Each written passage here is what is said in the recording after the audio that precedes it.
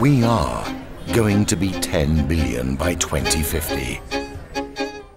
We are going to live on a planet 4 degrees hotter.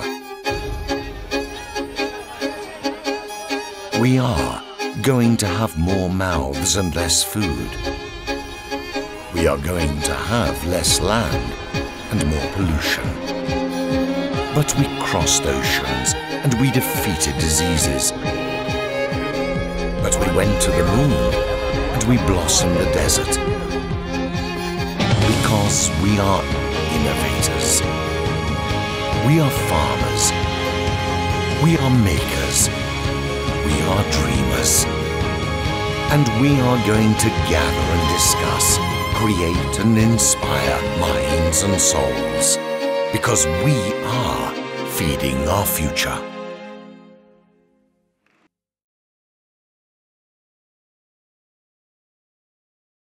I'm so excited to be here. Thank you very much. I need you all to take out your cell phones because I'm going to go very fast. I'm covering a very complex, deep subject.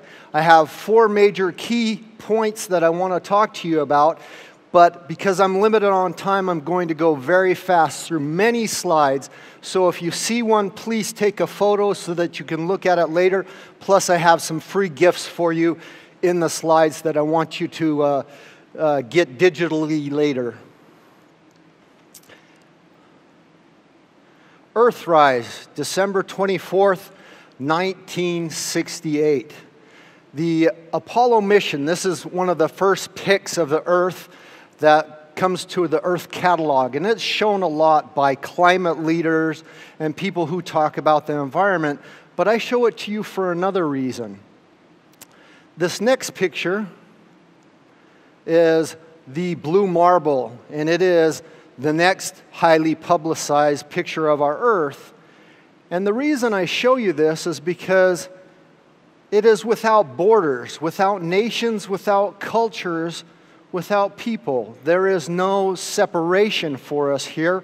We are all on this ship, our planet Earth, together. So we need to work together. And we need to understand the complex systems of this. Whether you're in America, whether you're in China, whether you're in Italy, everything we do affects other people on other parts of the world. And I call that an overview effect, or the cosmic perspective, which is basically a cognitive shift in awareness that kind of changes our perspective on the planet that we live, a very finite planet. I want you to know that there's only 500 people to date that have seen this live from outer space. Astronauts, people who have went on missions who have seen it live from outer space. Today in our technological age, we have virtual reality, we have airplanes, we have people who come close to seeing this planet, this perspective from Earth, but digitally. The Earth, Venus, and Mars, or Mercury, sorry. What you see is a degree, and we call this the Goldilocks effect.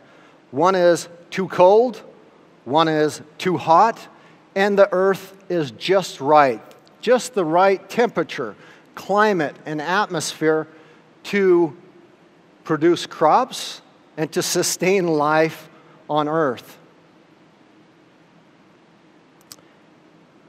This is our thin blue layer that protects us. It's a very thin shell that creates this atmosphere for us to be inhabitable. Anywhere in the universe, we have not found another planet that is suitable for life. And we're still searching. Maybe it will exist. But now that you've seen this overview and this cosmic perspective, the energy trapped by man-made global warming, pollution, is equivalent to 400,000 Hiroshima atomic bombs exploding per day, 365 days per year.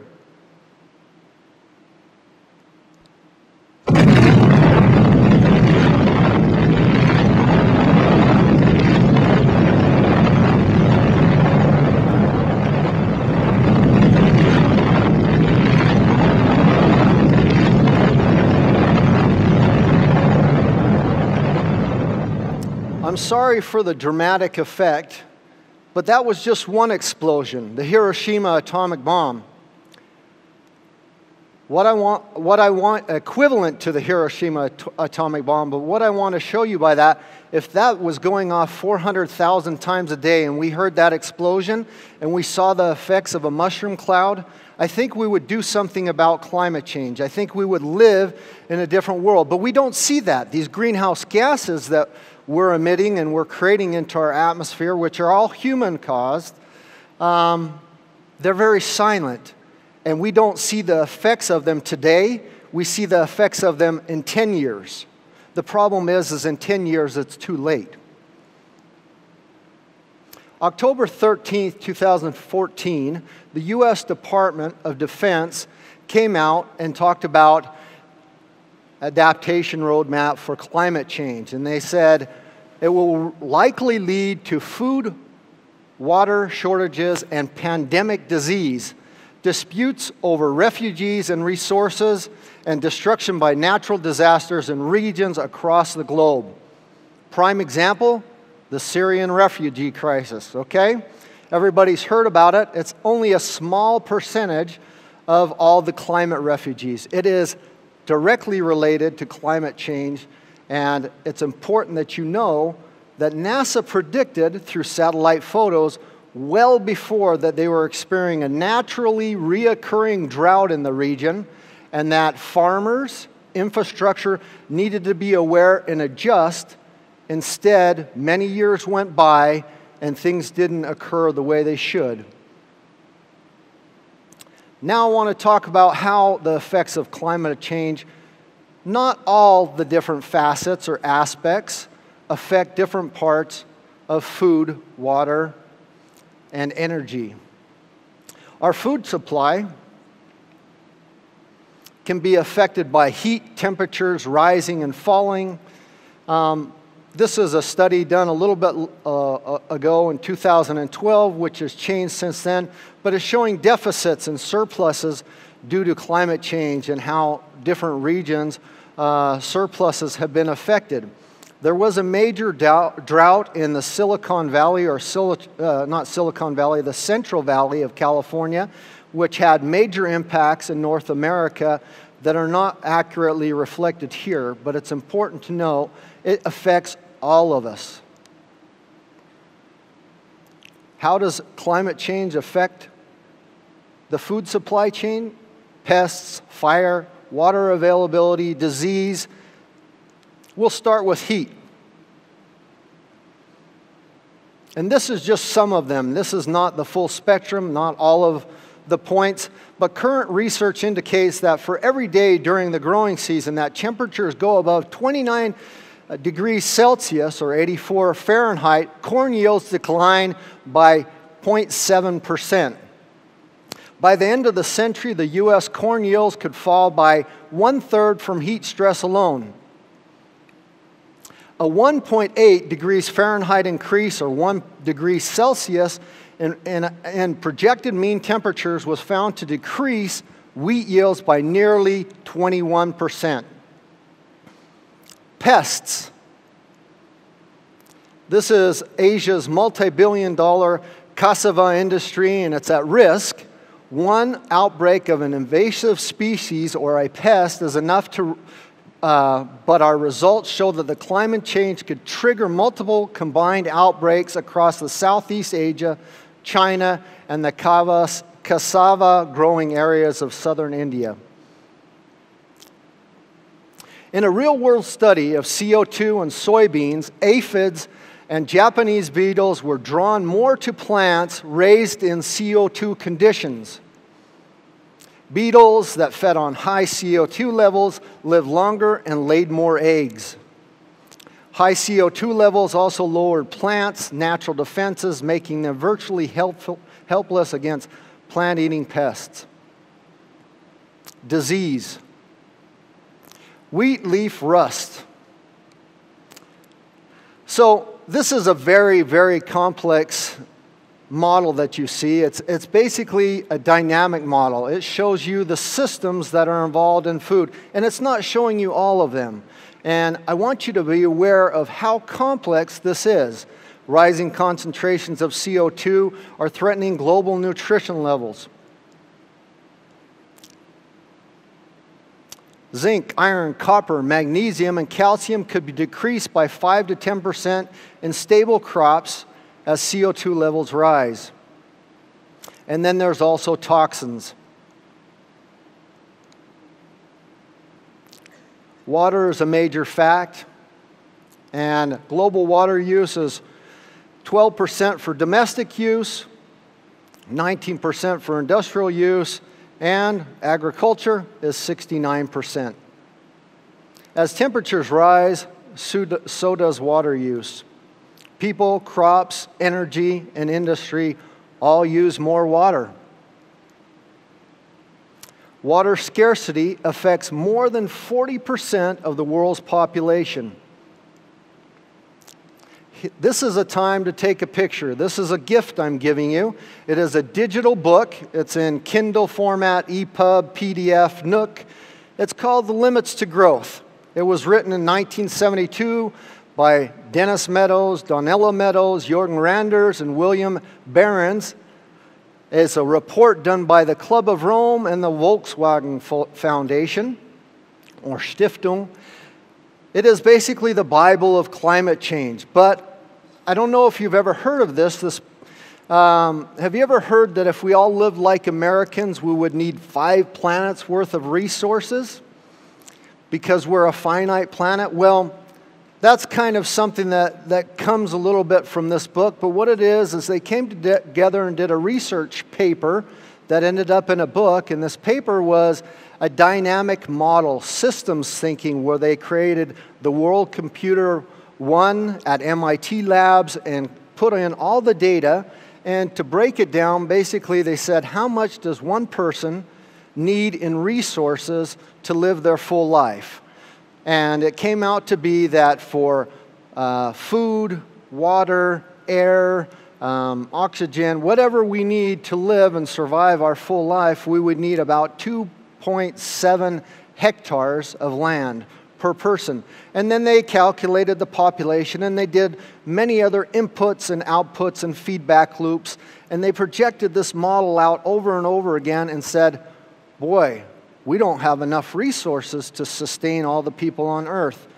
And so this is a great book for you to understand how systems work and why we're running into the problems now. This book was in 1972, 2017 today. Most people don't even know it exists and are still questioning climate change. Our world is made up of many, many systems. This is our planet, which has 5 systems: the atmosphere, the hydrosphere, the geosphere, the biosphere, and cryosphere. And if just one of them breaks down, collapses, is destroyed, it affects all the other ones. If one of them becomes sick, we lose the whole system. They all work in harmony. There's not one system that controls them all. They all work organically together, holistically together, to keep us going the way we are. Now humanity has come into the picture and is creating things that's throwing this balanced system off kilter. Our body has 11 systems: muscular, nervous, skeletal, circulatory system. There is no one brain or operation system that controls all of these systems at once. They all work in harmony. They're all holistically functioning together without one telling the other what to do. But if you neglect one, or if you do something to get a disease, or you break a leg, or you do something, it affects the other systems, and they have to work harder or compensate. Sometimes we have disabilities, or we progress to death or other catastrophes if our bodies are not well and our systems aren't functioning all in harmony. And those are systems that I want you to understand that are found in everything in our world: our planet, our body, businesses, nature has systems. And so I want to present to you systems thinking and dynamic modeling with the book that I gave you. And this right here is the fishing industry that was modeled out with feedback loops, inputs, outputs, clouds, and every aspect of ships at sea and in the fishing industry. And then there's numbers and stats put in, and this model is run out with different scenarios. What if this? What if that? Does this biodiversity or sea diversity come into play? How does that affect it in the future? And it's run out in different scenarios, and then at the end it comes out to say, okay, what can we do? How will it look in the future? And this is a picture I would take so that you can get free resources. There's many different types of dynamic modeling that you can use at home. The one on the bottom was used by MIT Sloan to do the UN climate modeling discussions, where you act as a player from China or Italy or America that comes together at a conference to discuss the world, to discuss issues in our world that affect us all. And it uses dynamic modeling and systems thinking. The other two are softwares that are free or you could purchase that help you to understand how we can put systems together and make them flow naturally. The problem is, in our world, the natural systems, our planet and our body, they function without our thought process. They just work. The other systems of our business or agriculture, they need a thought process. We really need to work at them. You've all seen these sustainable development goals. They're very important. They came out about the same time that the Paris Agreement, where the world came together and we agreed on the 1.5 degrees of warming. The Sustainable Development Goals came out before that, and this is what you're used to seeing. But most people don't understand them, especially businesses, and I want to kind of make it clear a little bit more about them. So this is an article from The Guardian. It says more than half of all businesses ignore the UN Sustainable Development Goals. They don't understand them. They don't understand how they can apply them into their businesses. And they see them very different. Well, they're a system. And they're goals and things that we can do to achieve this under 1.5 degrees of warming. This is a different model of the Sustainable Development Goals, done like a cake or a pie. And it's done so in a hierarchical way of the needs of humanity and our planet, the basic fundamentals.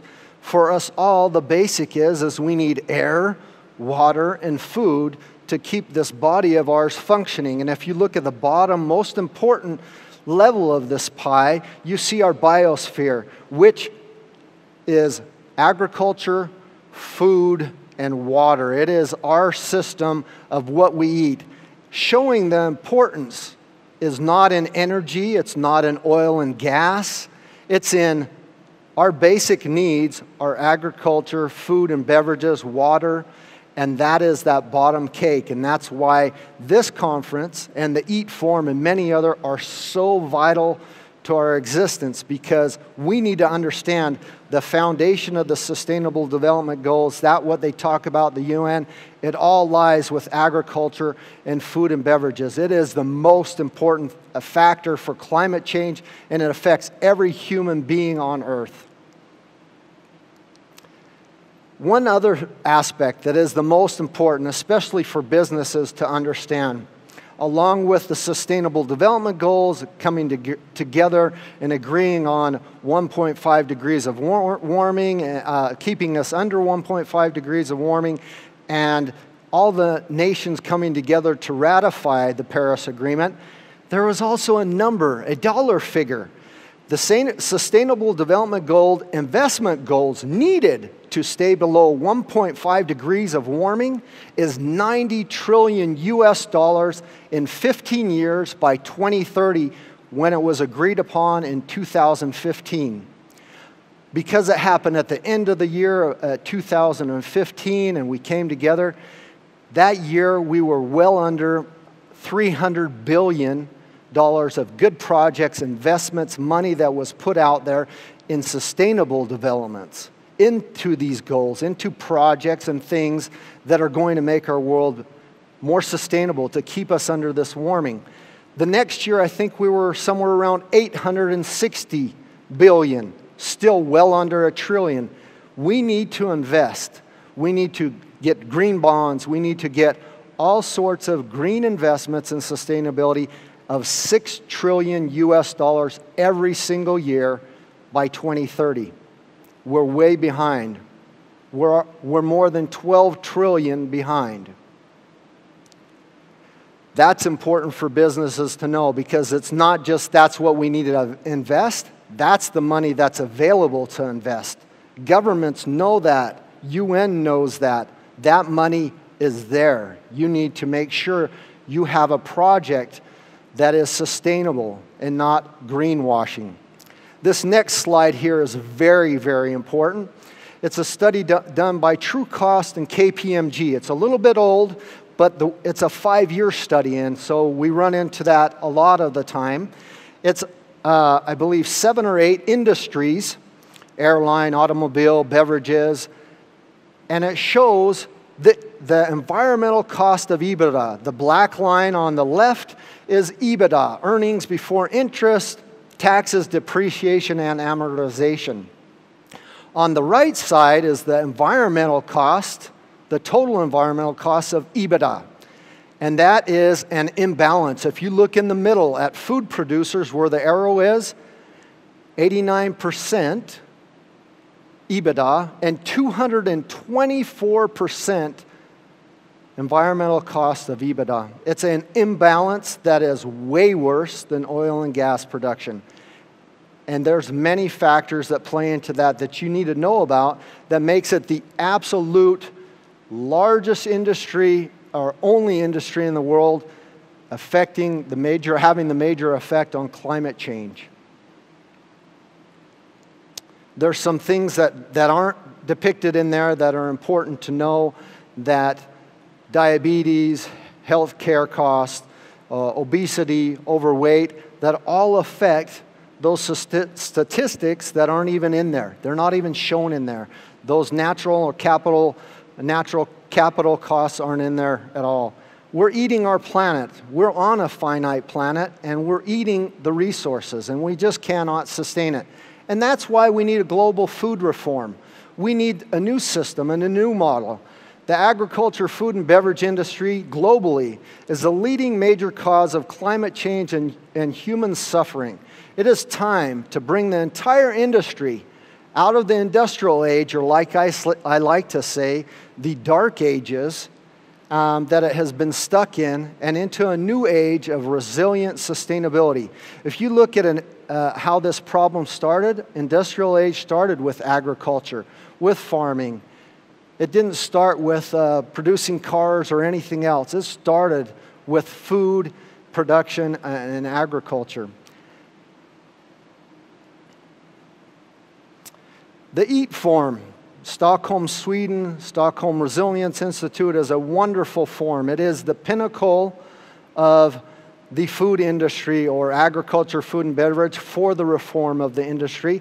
It's like the World Economic Forum for food. It's like the COP, the Conference of the Parties for Food.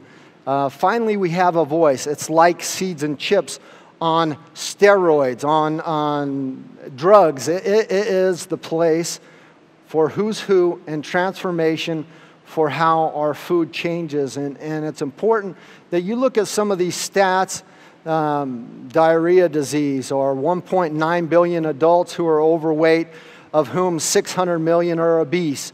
All sorts of issue, all tied to food, all tied to the most important, vital thing for our existence. You might recognize some of these top 10 companies. These are the top 10 companies in the food beverage industry in our world, and they own the majority of the brands in our world. I don't know about you. I didn't tell them what to produce. I didn't say, boy, will you produce Coca-Cola for me? Will you produce Pepsi for me? I wasn't part of that decision. I don't know if you were, but when I was a kid, I sure loved it. I loved those sugary, colorful cereals. I love some coffee, and I love chocolate. Mondelez has one of my favorite brands. And so I do buy them, and I like them, but because they taste good. But I want you to be aware 10 big companies are controlling what we're buying, what we have available. Here's some of the future brands of our world, and they are some great companies that are doing meat substitutes. Memphis Meats, Impossible Foods, some great water and fruit drink companies there. These are new innovators and companies that will either be bought by the top 10 or they will create a product that is vegan or plant-based or sustainable for our future, or something that is better for our health that will help. So just to be aware of some leaders. I own a company, it's called ANJA. Stands for Adaptive Nutrition Joint Achievements. Joint Achievements is the most important part because we partner with many people in a systems approach way of doing not only business, our model, but as solving some global issues. We've taken 6 global challenges: energy, health, water, food, disaster resilience, and environment, and we're trying to address them in one complete solution.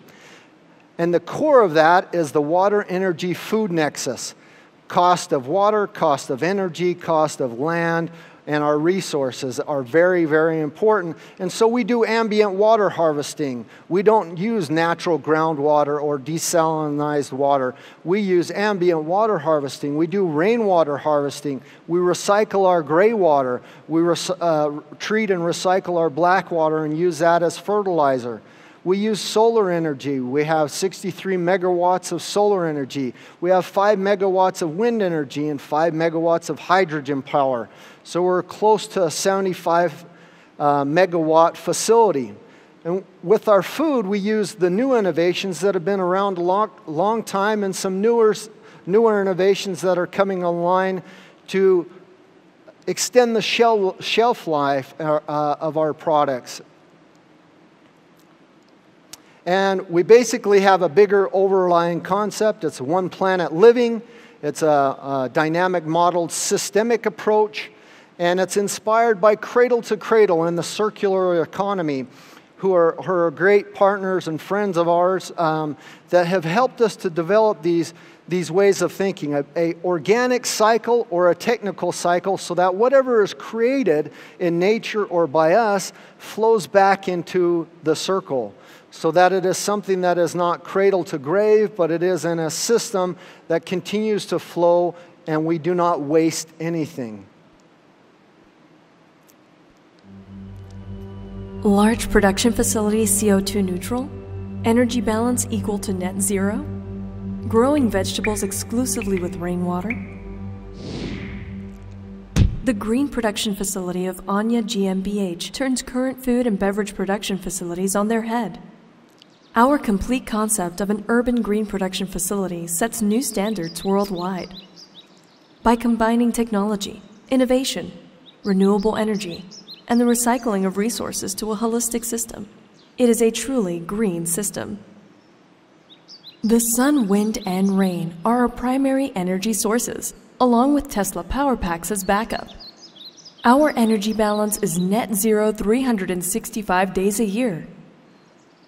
Our process uses a complete water cycle management system that resolves the unsustainable water imbalance currently used in the food and beverage industry. We recycle and use our rainwater to 100%, and we access and protect our own natural groundwater because we filter the water with reverse osmosis equipment, and we recycle 100% of our gray water.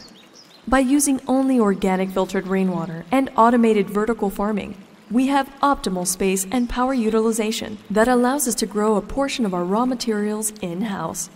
Our adaptive nutrition concept is adjustable to the personal circumstances of each individual. All our healthy products are 100% vegan, gluten and lactose-free, GMO-free, contain no added sugar, have no added preservatives or fragrances or flavor enhancers, so they are completely organic, and are very delicious. Our environmentally friendly packaging is completely recyclable. Current food and beverage production facilities have stood long enough on their heads. We place them back on their feet. Our ANJA Aloha Eco Centers, Aloha stands for the Adaptive Lifestyle of Health and Sustainability, and Eco Center because it is a very dynamic modeled systemic approach. So we address the water, energy, food nexus. We address packaging. We address our energy. Our facility is located just north of Hamburg, Germany. It is a 50-hectare facility, 40-hectare building or production facility with 193 solar panels on the roof from Panasonic. And I told you how many megawatts we generate. We're located right on an exit, and we have a Tesla supercharging station. We also back up our energy to Tesla power packs, and we're looking for future solutions. Tesla's coming out in September with some electronic trucking that we're hoping to integrate into our system to reduce our logistical carbon footprint by using electrical trucking. And it's just a wonderful facility that has every aspect thought out. And I want you to know that everything is open source, and you can have our technology and our wisdom, and we really want you to to do something like this on a smaller scale or bigger scale in your countries, your cities, because it only makes the world a better place. It makes your business more sustainable. It makes your life more better because you are generating profit. You're generating a system that works in harmony together without hurting or damaging the environment. My vision is that we empower billions of people to live an adaptive lifestyle of health and sustainability, that we teach them how to be self-sustaining. This is a big vision. This is a big production facility, but we want people at home in their apartments, in the houses that they live in, to use renewable energy, to do ambient water harvesting, to grow sprouts, to have a vertical garden, to do the things, to be off the grid, to learn how to provide food for themselves. And the reason for me speaking at Smart Food Cities is because the most important thing, the way cities originally were created, is around food. And the technologies and things I'm seeing today is that the food is moved out to a farm or an industrial area, but not in the cities where we live. So when the farms dry up or they're no longer working, all those farmers move to the city looking for help. So if there's no infrastructure or no food in the cities, then the system breaks down. So we need to think of new ways when climate change comes of how we're going to have food where we live, food where we're at. And that takes innovative approaches to reach that point.